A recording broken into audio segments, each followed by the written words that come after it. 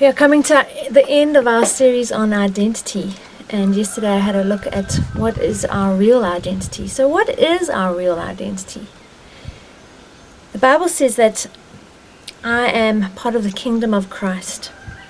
I am part of the ecclesia, which is the called out ones.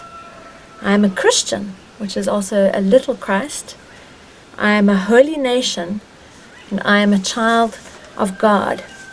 So remember that outside of Christ, we are without hope. We are doomed for destruction. We are sinners whose ultimate destination is hell. We lived our lives defined by the world, defined by our circumstances, and they dictated to us who we were and how we would act. But when Christ died for us, he not only died for me, but he actually died as me. He took my place. And he took all my sin, he took all my shame, and he took it on himself as his own. And the Bible then says to me that he made me into a new creation, a completely new being.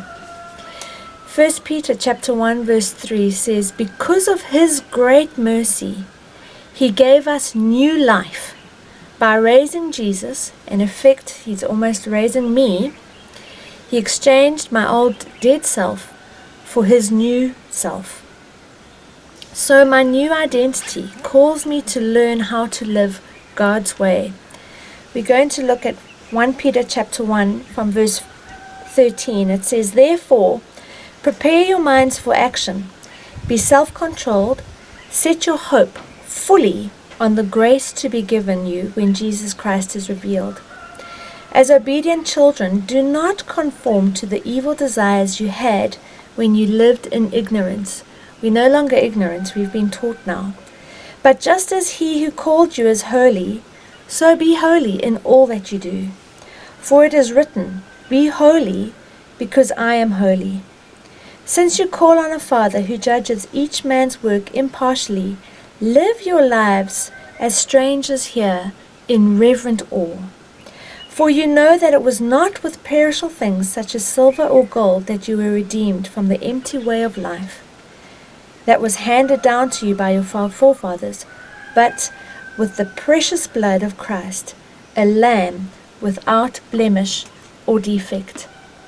My new identity calls me to learn how to live God's way, to be obedient to him, and not to allow my life to be shaped by those dead desires that I had when I was still ignorant. No matter what our past holds, when we accept Jesus Christ, he kills that. That old degenerate man is destroyed, and we are buried with Christ in his baptism, and he makes us into a completely new person. Our past is destroyed. We come into a completely new existence. The choice, however, is ours as we walk into the future. Jesus has made us alive with him. Let's start living as his children, a people, a holy nation, a royal priesthood who have been called out of darkness and into his glorious light.